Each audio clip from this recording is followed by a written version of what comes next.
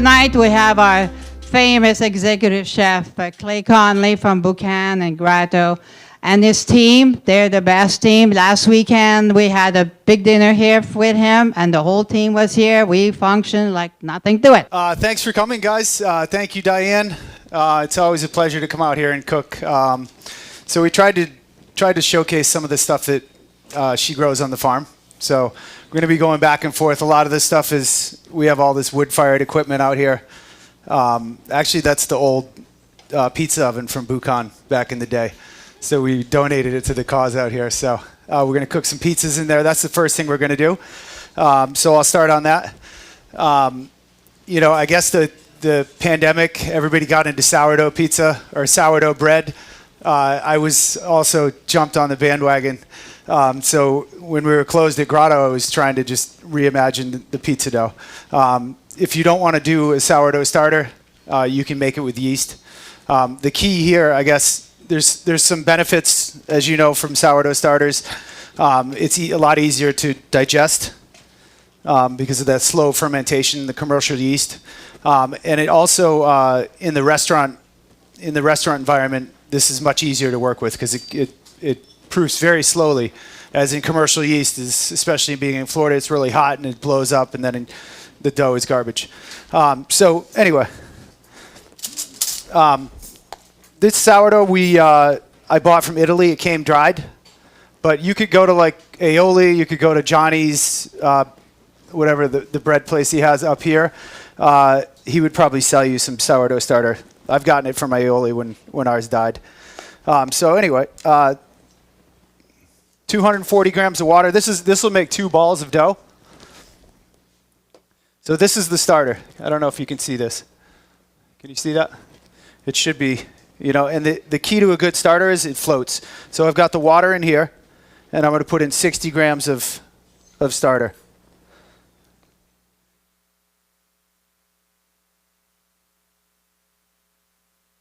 Doesn't look like a lot. Now, if you didn't want to do this, I would recommend taking a yeast dough and take some of your yeast, water, and some of the flour and make like a very wet, almost like a poolish, if you're making bread.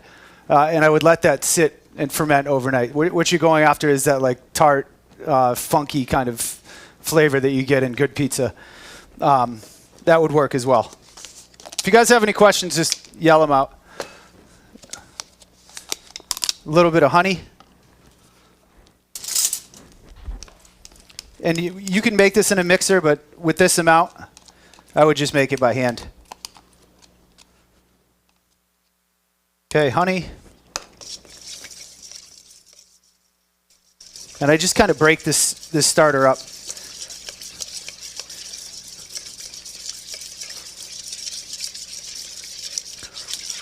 So the honey, the water, and the starter. Then this is 00 flour. This is imported from Italy. It's a very fine grind. So very common in classic Neapolitan pizza. I do a mixture of high gluten and Neapolitan because I feel like Neapolitan pizza sometimes is, you know, it's beautiful and puffy, and then a few seconds after it comes out of the oven, it kind of gets like soggy and floppy. So I put the high gluten in there so we have a nice crispy crust. So it's half and half. The 00? You can get it, I would imagine like an Italian grocery would have it, or we get it from, it's pretty common, and our Italian purveyors have it. The internet.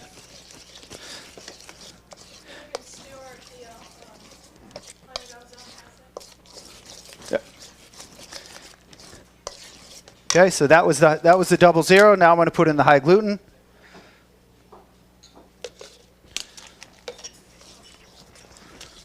Okay.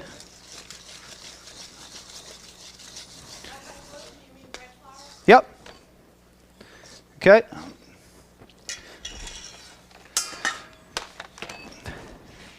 Then we'll just put this onto the table. Okay. And the last thing I put in is the salt and the olive oil. They say that salt kills yeast. So I always add it towards the end of the process. So percentage-wise, it's like 3% salt, which is high on the higher the higher side for pizza dough, but I like it seasoned well. And just a little bit of olive oil. Okay, and then we're just going to knead this. Some people don't knead their pizza dough that much.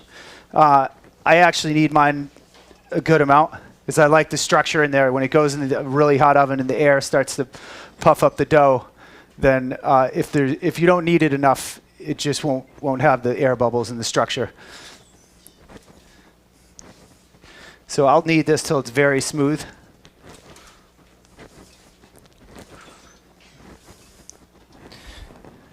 Taylor, oh, that dough. You in the dough. Okay, so this will be nice and smooth. I'll knead this for probably another 5 minutes till it's elasticy and smooth, and then I'll let it bulk rise. So I'll cover that in plastic, anywhere from 2 to 10 hours. So like this, all this sourdough stuff takes a long time to make. So keep that in mind. So this will proof for about anywhere from 2 to 10 hours. You want it to double in size. Then cut it in half and make 2 balls of 250 grams each, or approximately 10, 11 ounces. I mean, you could go like an inch per ounce per inch if you wanted to talk about the size of the dough. So then after that sits, that's going to sit about another 6 hours. And it's going to look like that right there. But you see it's nice and soft. Okay. So we're going to make a quick tomato sauce for the top. These are beautiful tomatoes here, heirloom tomatoes. Olive oil, ripping hot pan, a good amount of olive oil. And you're just going to put these in there and let them blister up. Salt, pepper.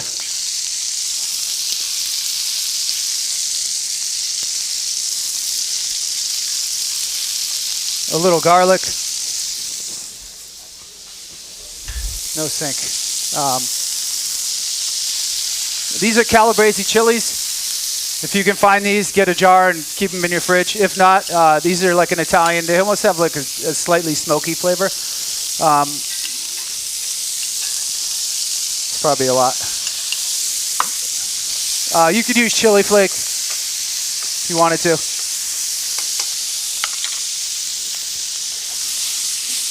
So I like to toast the garlic, slice it so you get that nice golden brown. Some fresh basil. Taylor, will you grab some bench flour? And you really just wait till these pop.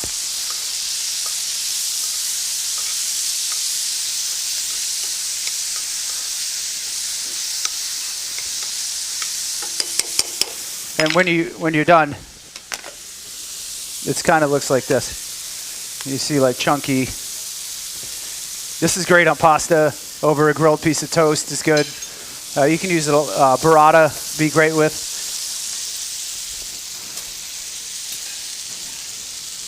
Okay.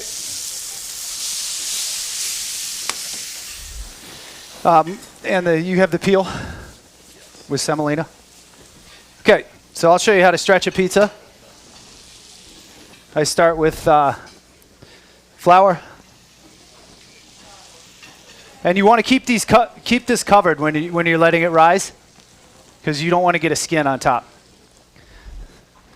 So a little pool or a little bit of flour down, cover it, and then I take these 3 fingers, and you spend all this time developing this beautiful like air in here. I see a lot of people like press the whole thing down, but the point is, if you want that like big charred puffy crust, I kind of just go around and I make. If you can see that.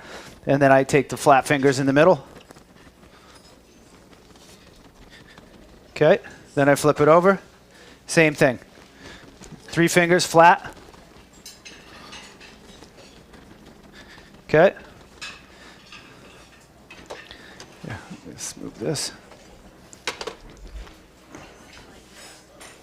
Then I'll do I kind of stretch it between my fingers. I leave it down on the table. And then I'll just throw it back and forth.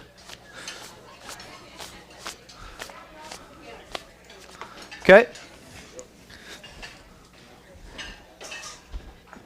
I use semolina on the peel. Some people don't like that. I do. I like the little crunch on there. But you can, if you don't want to use it, it also helps like not burn on the bottom if you have a really hot brick oven.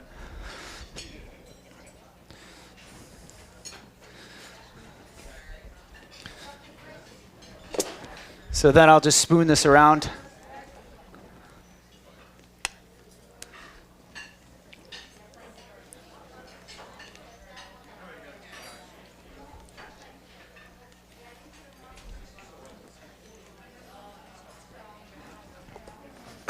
Okay, this is buffalo mozzarella. You could use regular mozzarella. You could use sliced mozzarella.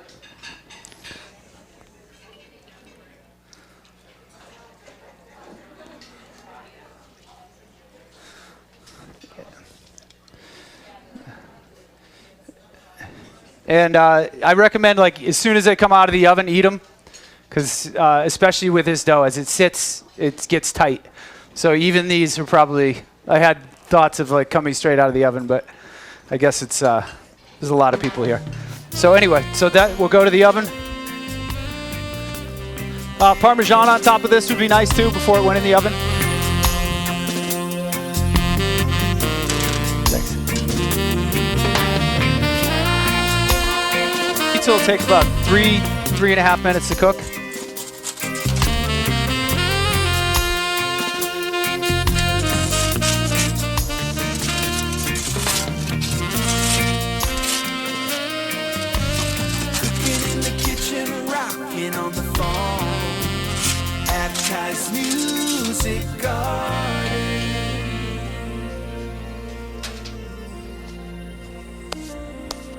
Get the pizza in the oven and set the rise of the oven spring is what it's called. So as soon as you get it to a nice height, then you can pull it out. But sometimes, as long as it doesn't deflate when it comes out. So you try and get it like, I would say halfway. Yep. And the hotter the better in the oven. The more spring you'll get with the hotter heat. This is another dish. This dish is actually on the menu right now at Buccan. And it highlights a lot of the stuff that we get here. So, and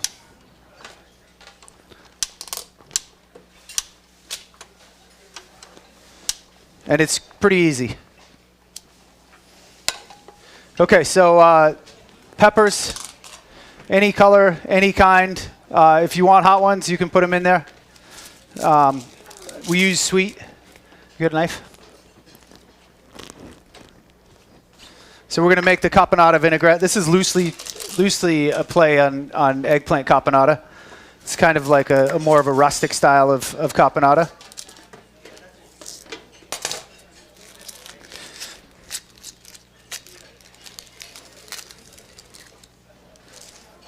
Okay, so we're going to ride thick red onion.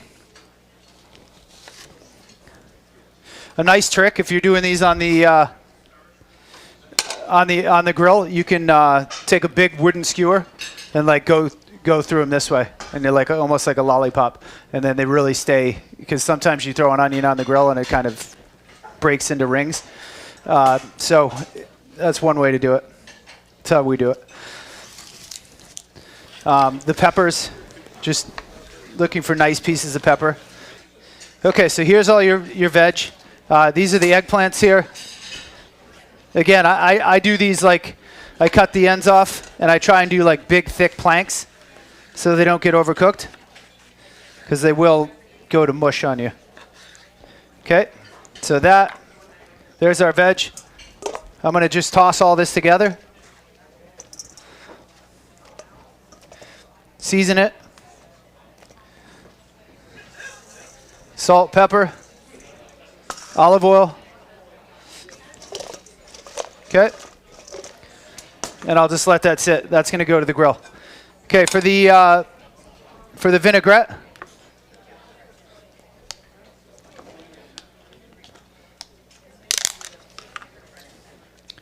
I'm going to take a little bit of honey, raisins, golden raisins,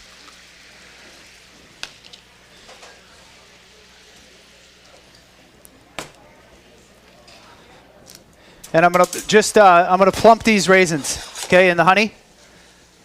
So they'll puff up.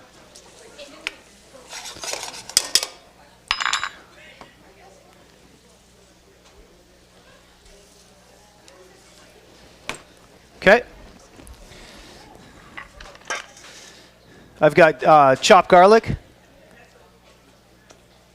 These are Fresno chilies. These are also from the farm that we pickle. Just a simple pickling liquid, vinegar, a little bit of sugar, water, salt, chopped capers. Florida citrus. These are actually not from Florida, but we'll pretend like they are. Which is in season right now, so we have a lot of citrus on the menu. Orange zest, chopped thyme. And if you can see these raisins are starting to get nice and plump. Okay, we're going to segment some oranges. I'm sure you guys know how to do, but that'll run you through one. Cut the ends off.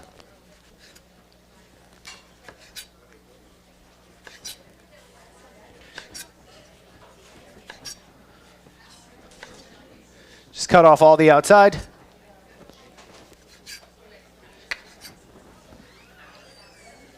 Okay, then we just follow the veins, or whatever they're called. You can peel it that way, or you can cut it.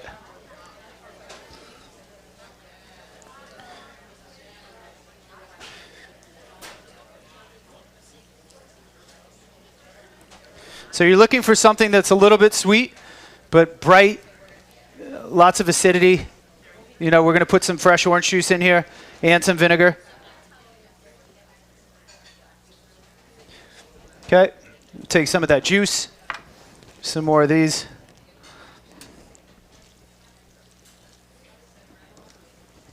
Okay, the raisins, see those? You can see them, they're nice and round, plumped. Those go in here. If you want to take some vinegar in here. If not, you can wash it. I just don't want to waste it. So I take some of the vinegar. Okay. And it's okay that you have whole orange segments in there, because we're going to start whisking this and kind of break it all up. It's kind of a chunky vinaigrette.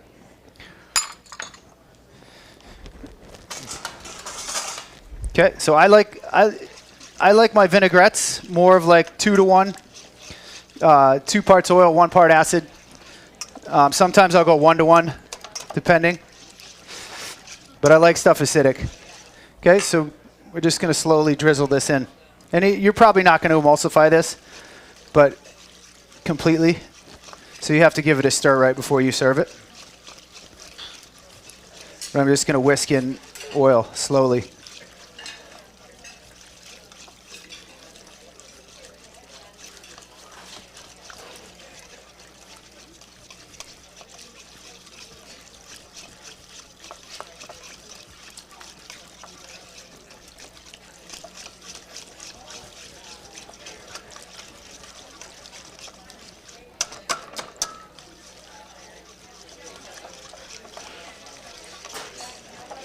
Okay.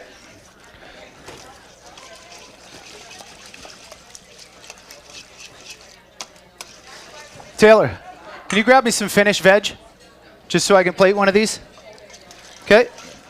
So now we've got the, we're going to take this out to the grill, grill it, and beautiful. You have basil over there, Taylor? Okay. Okay, so here's the veg.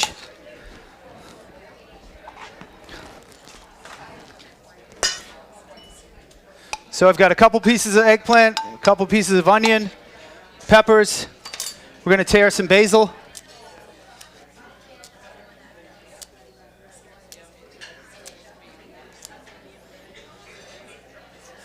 Salt, pepper.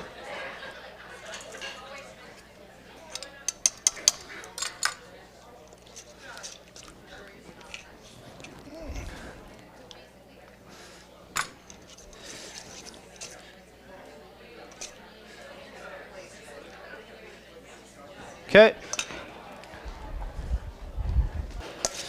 So then we just kind of mix this up lightly. Okay. Eggplant, onions. Kind of put the veg down first.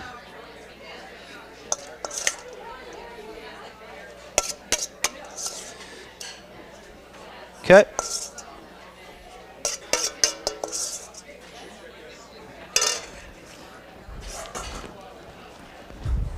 Okay, this is ricotta salata. Just like an aged ricotta cheese. It's a little bit firm. It's great for showering. Not that, yeah. Chefs in the kitchen, turning up the heat for the feast. We'll be dancing to a And these are pine nuts, toasted pine nuts. jamming to the rhythm all night long. Okay. All right, they got one of these coming out right now. The kitchen rocking on the phone at Kai's Music Garden. All right, so moving on. This is a dish that was on the Buccan menu for a long time. And it's the Happy Rich broccoli that Diane grows out here that is very hard to come by. She doles it out a couple pounds at a time. So sometimes we use broccolini, sometimes we use collini. Cauliflower would work. Anything, green beans would be great. I don't know if it says green beans on here still. That was the original plan. So pretty much anything. Asparagus. So there's two main components to this dish. The black garlic harissa and the hummus. So if you take anything away from the cooking class, we had an Israeli guy that worked for us for a long time, or a year or so, a long time in this business, and he used to make our hummus. So this is his recipe, and I think it's a great recipe. So starting with the hummus. So this is chickpea. Basically, you take dried chickpeas and you soak them overnight with a tiny bit of baking soda. Then you strain that water out.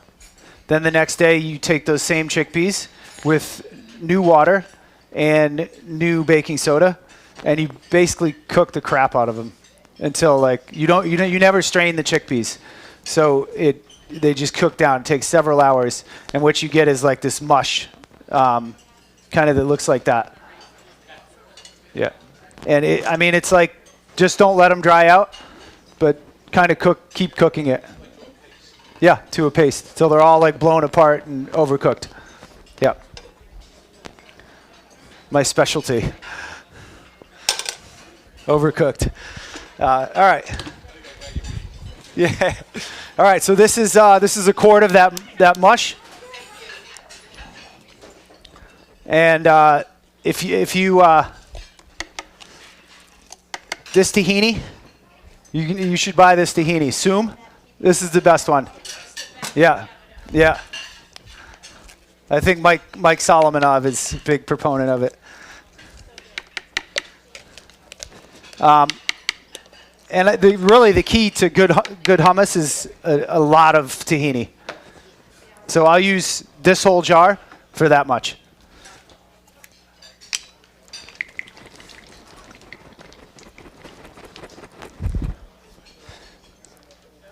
And I'm going to actually do something that I forgot to do. Okay, so here we go. The key is to put the lemon juice and the garlic and puree them first and let them sit for like 10 minutes. Just lets that garlic, like that strong garlic flavor, kind of mellow out.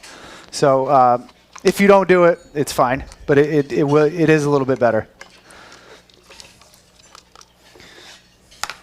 Whoa. Okay. I don't like my hummus very acidic. And there's a lot of other stuff going on in this dish. So you've got the grilled broccoli and there's pickled red onions. So I just want this like really fatty and creamy and not so acidic. And some hummus are very garlicky and lemony, and I think the Greek one is a little bit more.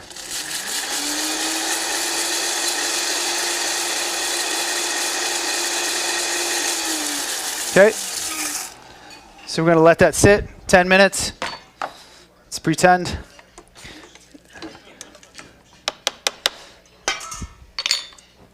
The mush goes in.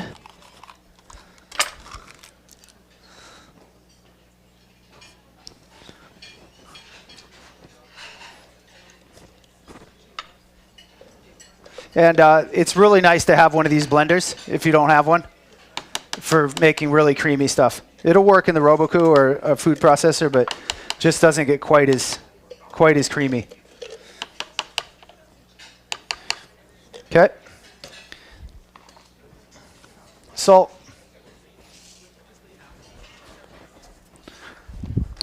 Okay, I'm going to start it on low. And then another good thing about these blenders is they won't, like, you can stick stuff down into them, or ladles, not stuff, and they don't hit the blade. So I'm just going to grind this, kind of moving it around. It's going to take some ice water, just enough to get it moving. You don't want it too thin.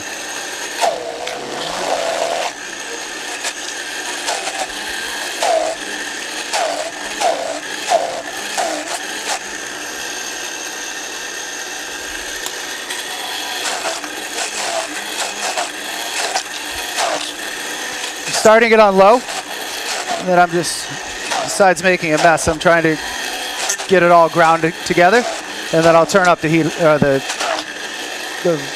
speed.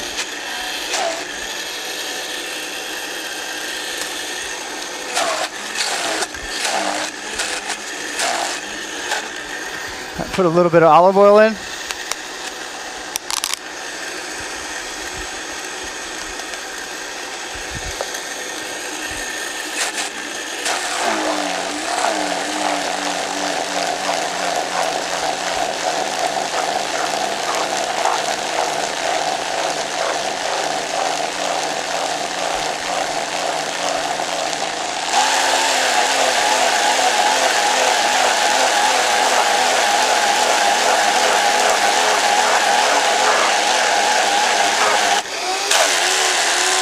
Okay.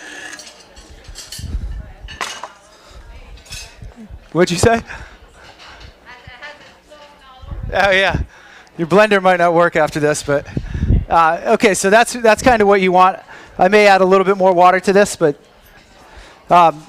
if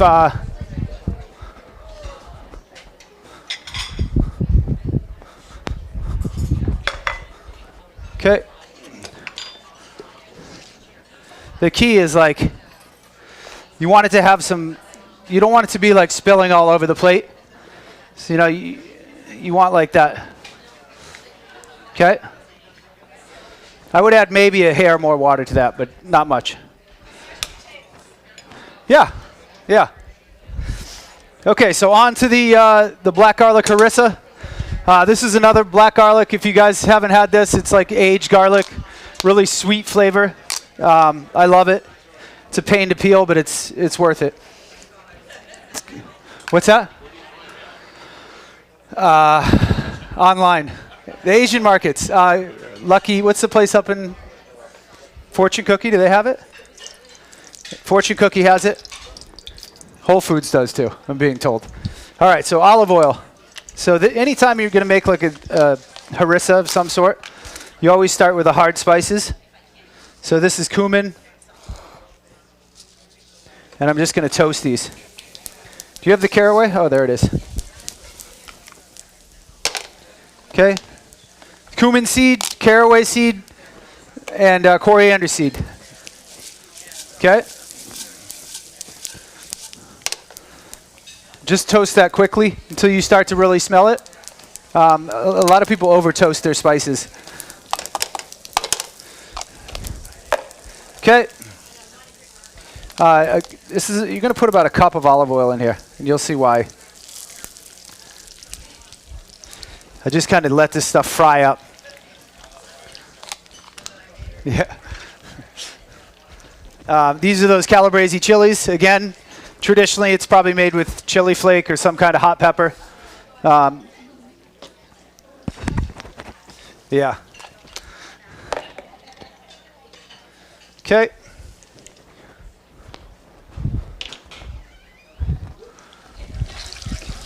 So these are, so the idea behind this is, you know, harissa is normally red in color. Sometimes with tomato paste or red chilies, almost like a, not ketchup consistency, but it's got like a thick, so this is more of like a spice kind of vinaigrette. So that was the guajillo and ancho chili. So we kind of like take a traditional harissa and swap out some stuff. So we've got the black garlic instead of the regular one, these dark chilies instead of the fresh ones.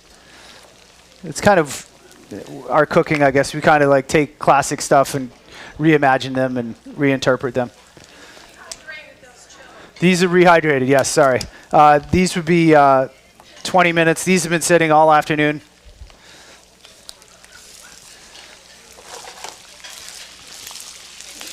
Okay. And then just fry it up quickly like that. Some salt.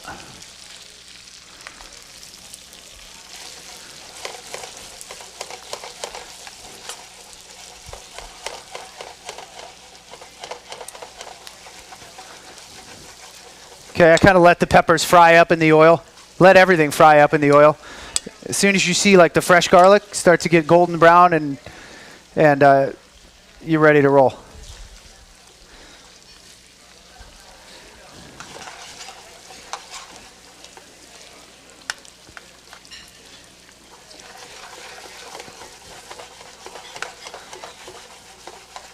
Okay, then I'm going to go to the blender.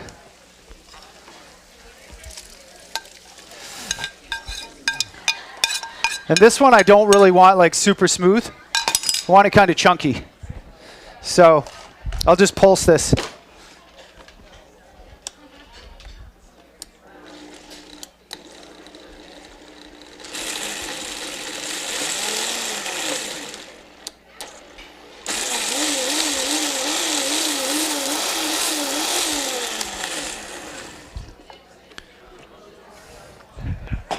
And then it kind of looks like this as I light myself on fire.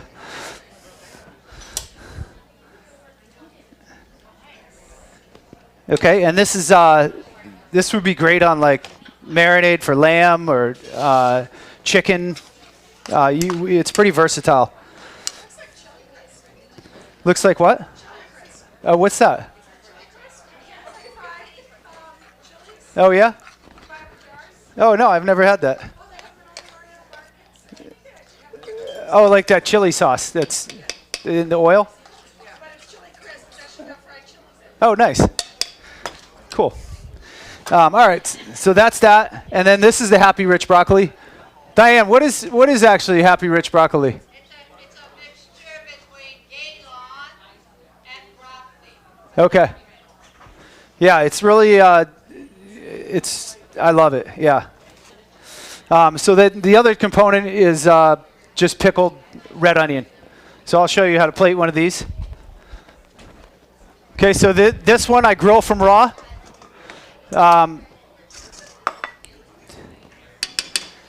You could blanch it first if you wanted to, but I like to grill my veg from raw the whole time on the grill. Kind of like a lowered, like start it on the hot part of the grill, get it a little charred, and then pull it off to the side and just let it finish. But you want like that, you know, these caramelized. Okay, so then I'll, as soon as it comes off the grill, into the bowl with this black garlic harissa, some pickled red onion. I'll take some of the juice as well, because I like it to be balanced, if it needs it.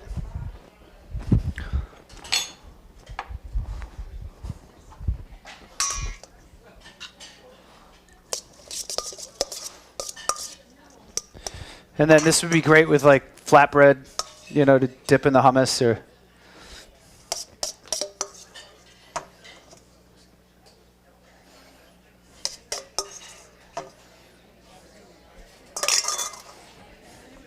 Okay, some olive oil.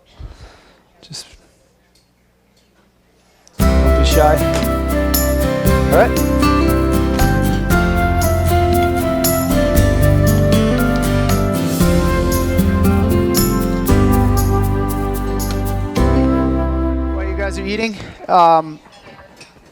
This one is, we were originally going to do radishes, but the turnips were really nice, so we decided to go with turnips. And then this is just, the idea is the turnips in the miso marinade roasted in the oven. You could do this, we did it with pork belly. You could do it with salmon. The idea is to kind of marinate everything in the miso overnight and then just roast everything. Black cod is obviously the famous miso marinated protein, but it works well with salmon.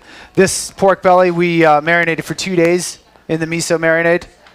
So the miso marinade is something very versatile, and you can use it on a lot of stuff. So that's this here. It's very simple. You boil sake mirin, reduce it a little bit, slightly, by half maybe, pull it off the heat, whisk in the sugar and the miso. White miso, you could use red. I think white is the best in my opinion, for that purpose. So then, these are the turnips.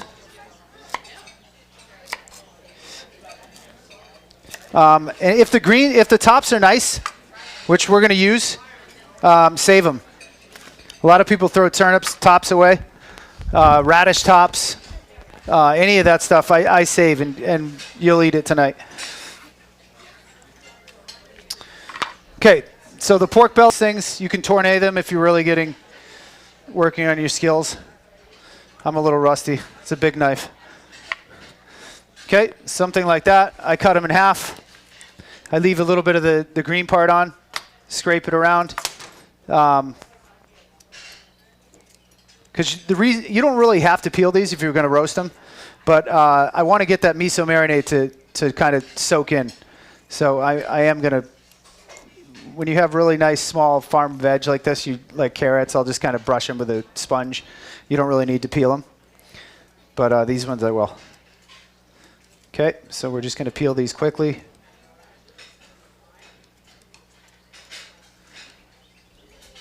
And this would be great to do like a one, especially if you're using fish, salmon, or something fatty. It would be great for like a one sheet pan kind of dinner. Seem to be into those lately, or at least my wife is.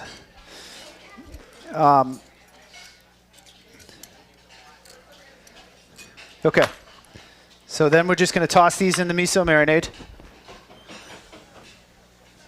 So the pork belly is a little trickier. So if you were going to, this has been marinated. Did we sous vide this? Yes. This is sous vide, which is we seal it in a vacuum bag and cook it at very low temperature for 185 for 6 hours. Which obviously you're probably not going to do at home, but you could, you could roast this in the oven real slow, like 275 degrees for a few hours till it gets tender. That'll work. There's so much fat in pork belly that it would be hard pressed to overcook it. Not that we haven't done it. You can. This one is skinned. I don't know who asked that, but yeah, or you can leave it on and then crisp up the skin afterwards. Yeah. Sometimes we do it both ways. Okay.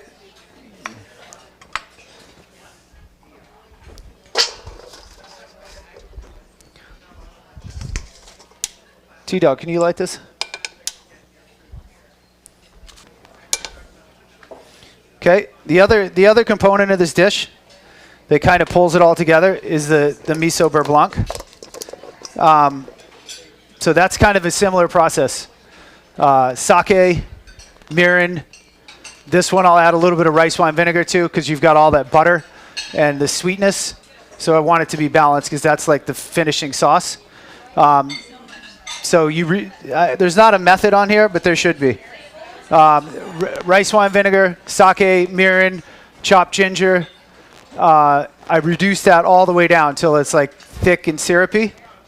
And then you just whisk in butter. And then the last thing you do is the miso marinade. Fold in some of that. So when it's done, that's this, okay?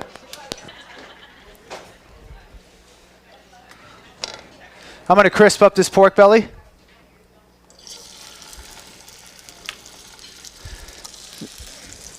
So what I would say is that this pork belly has already been cooked. This is a hot sheet pan, and then we're going to just go into the oven, okay? Grab me another saute pan.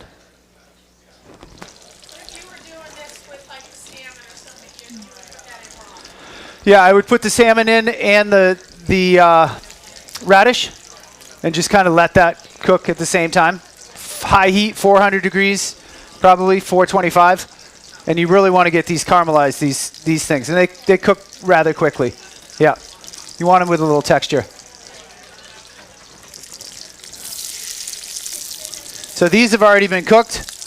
I'm just showing you these, and these have not.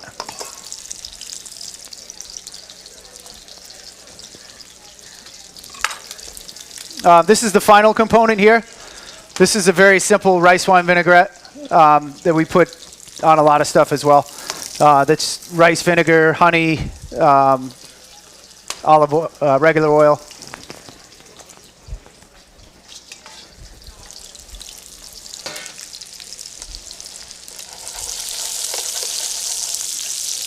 And you can see how quickly these start to brown up.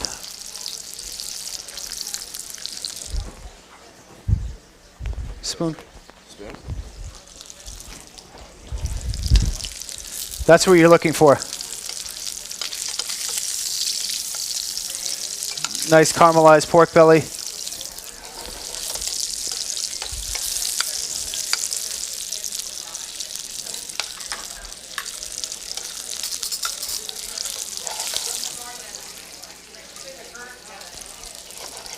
Okay, so the pork belly is done.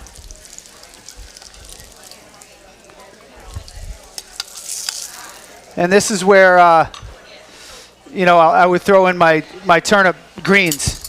Once everything's cooked, the last 2 or 3 minutes, pull the sheet pan out of the oven, throw in these greens, a little bit of salt and pepper. Okay.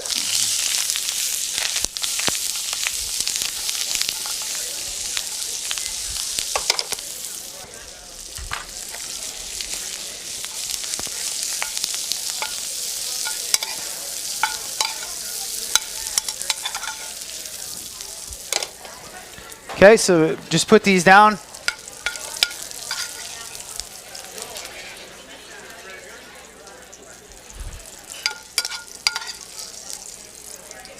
I love turnips. A lot of people don't, but I think if you cook them properly, they're very good.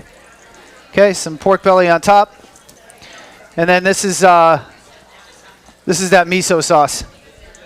Okay, we're just going to drizzle this around.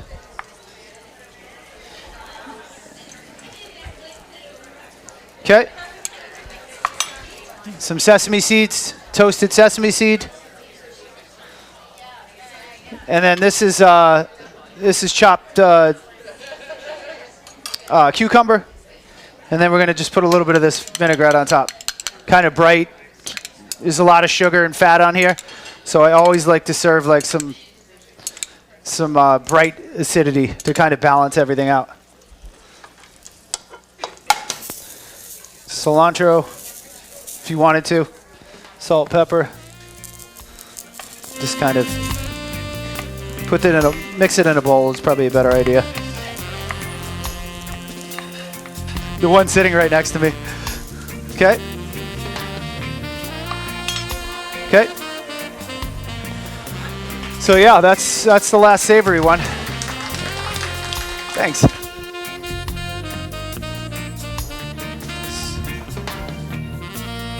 All right, last one. Again, this is a Buccan dessert. We're not huge on desserts.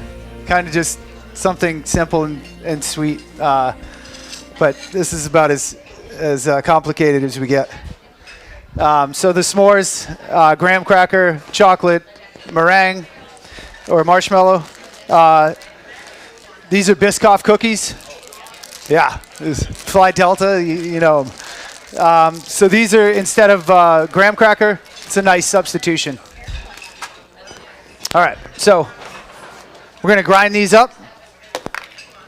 Basically come out with something like that. Okay. They actually make really good regular s'mores too. My kids like them.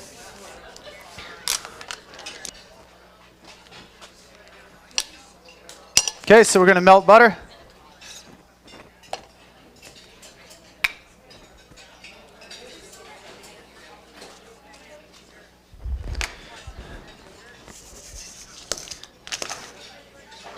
Sugar.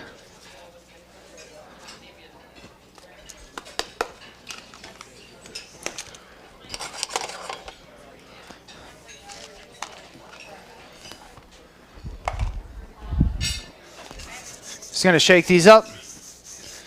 I'm sure you've all done this before. Just basically making a graham cracker crust with Biscoff.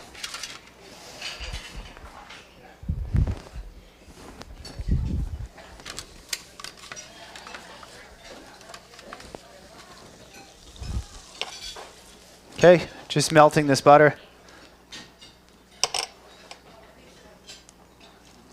Whoop. Okay.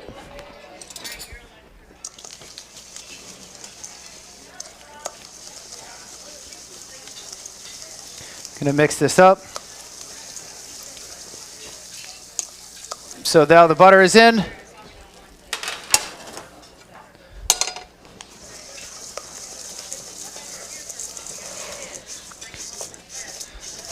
And this recipe is for a quarter sheet pan, which is one of these. So we're just going to press this into the bottom.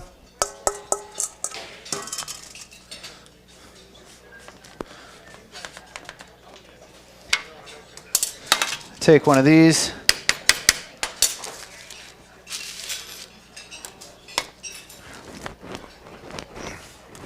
You could roll it with a rolling pin if you wanted to. Basically just make sure it's, I'll do it once, then I'll come back through and just make sure there's no holes.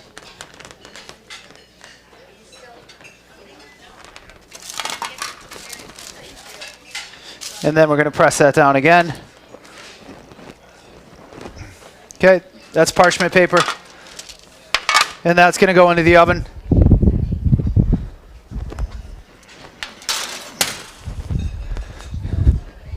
Then the custard is very simple, or not the custard, it's more of like a ganache, I guess. Butter. Yeah, just a little butter.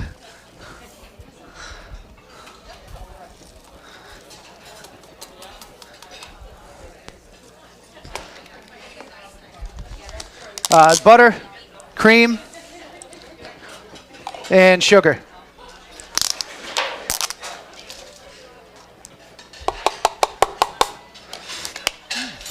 And then the topping, we go back and forth between marshmallow we'll make. Sometimes it's meringue, depending on the other desserts. But you can use either. What do you have here, Taylor? Meringue? Okay. Whisk. Okay, and all you're basically going to do is melt this.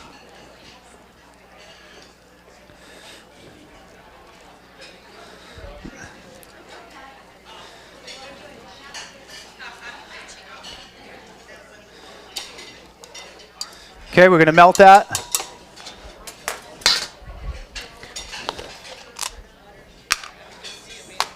Chocolate. This is Manjari. 60. I think it's 65%. Something dark. Definitely not below 65. This might be 67. Cocoa powder.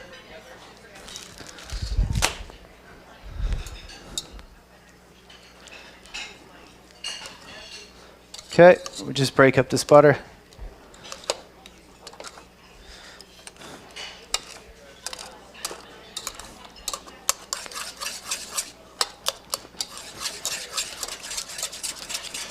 Okay.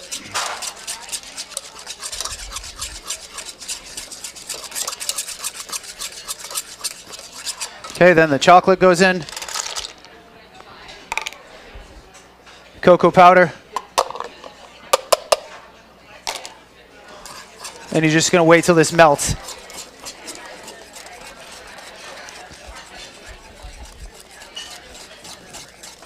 This is a really dark, rich dessert.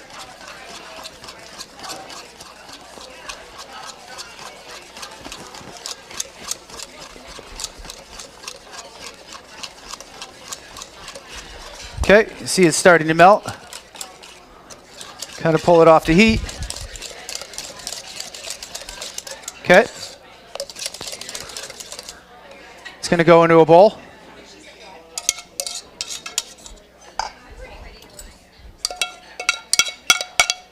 And this shouldn't be too hot, but just, you know, make sure before you start whisking the eggs into it.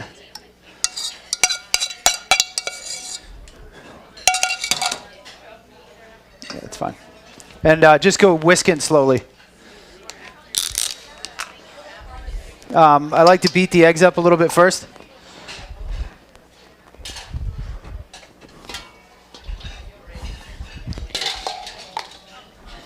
Okay.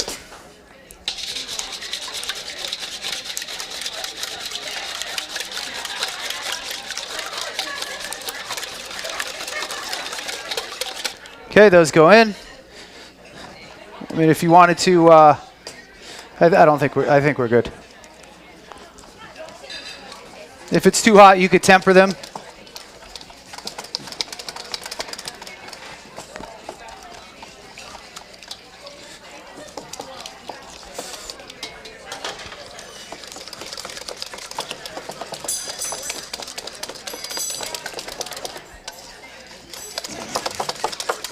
Okay.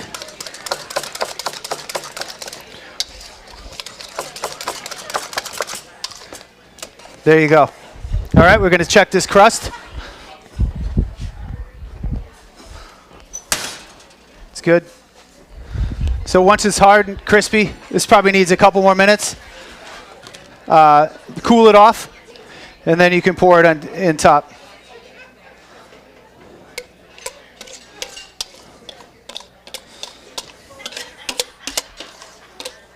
Okay, then we're going to bake this.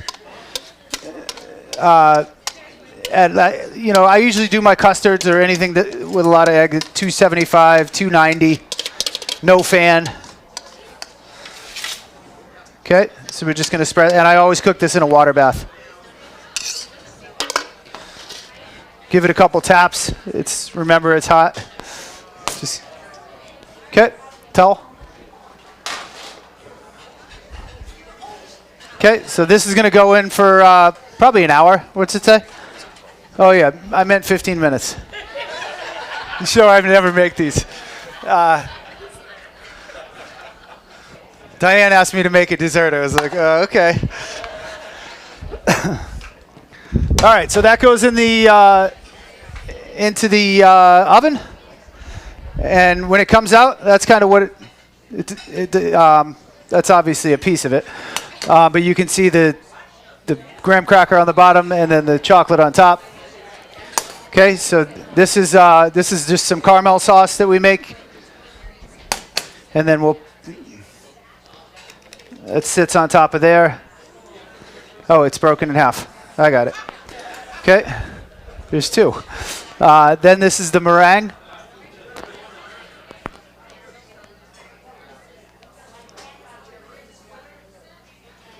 Again, you could make marshmallow.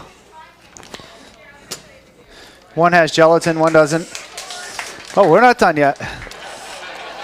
Maybe we are. You turn that on.